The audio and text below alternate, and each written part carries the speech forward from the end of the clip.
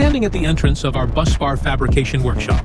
To the left is our CNC drilling center, performing high-precision hole machining on copper and aluminium busbars. Directly opposite the drilling station is the dedicated quality inspection area with, in front of the CNC drill, we have radial drilling machines and the manual deburring and surface finishing zone.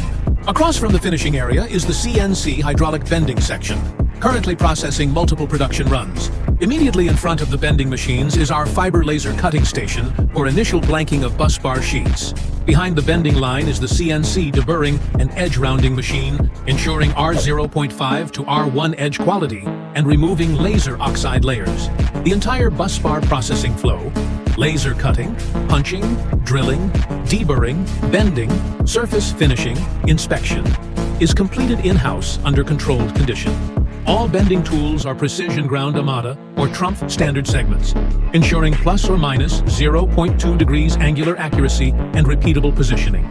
Drilling and punching positioning accuracy is maintained within plus or minus 0.05 millimeters, with full traceability of programs and inspection records.